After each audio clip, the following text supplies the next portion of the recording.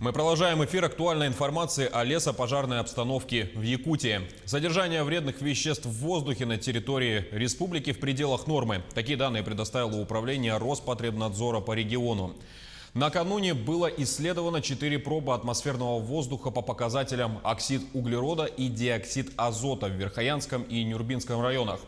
Превышение предельно допустимой концентрации химических веществ в атмосферном воздухе не установлено. Последний раз превышение уровня оксида углерода было выявлено 12 августа в Ленском районе республики.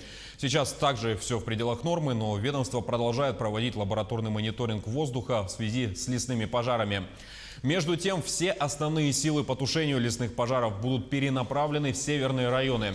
Соответствующее поручение сегодня дал глава Якутии Айсен Николаев на заседании комиссии по чрезвычайным ситуациям.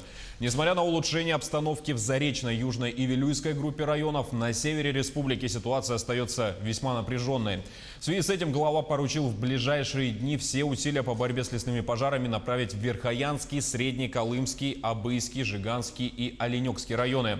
Более подробно о ситуации как в регионе в целом, так и в отдельно взятых районах нам готов рассказать руководитель Департамента лесного надзора и охраны лесов Минэкологии Якутии Владимир Иванов. Владимир Алексеевич, здравствуйте. Каковы данные к этому часу? Добрый вечер, Василий. По оперативным данным на 18 часов 21 августа в Государственном лесном фонде зарегистрировано 93 лесных пожара. Действует на территории 12 районов на площади 700 тысяч гектаров. Площадь активного горения составляла 7707 гектаров. На охраняемой зоне 3 лесных пожара, действующим на территории 2 районов. Это Верхоянский район и Среднеколымский. На общей площади 162 пожара. 162 гектара. Локализовано 1 пожар на территории Нюрбинского района на общей площади 20 гектаров. На тушение пожаров всего задействовано 82 работника. Работники пожарно-десантной службы 44, местного населения 36, работники ГАУ Якутлесресурс 2 и 6 единиц техники. На территории республики находятся работники Федерального агентства лесного хозяйства, именно резерва ФБО Вельсохрана, 103 работника.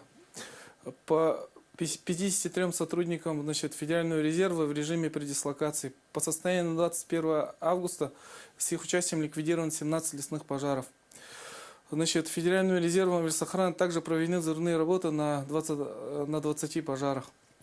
Работа авиации на сегодня на патрулирование одного воздушного судна на территории одного муниципального района и 1 вертолет на тушении. В зоне контроля лесных пожаров действует 90 пожаров грозового происхождения на территории 14 районов на площади 690 тысяч гектар. Данные пожары не представляют угрозы населенным пунктам и объектам экономики. Василий. Владимир Алексеевич, а сколько пожаров удалось ликвидировать за минувшие сутки на территории республики?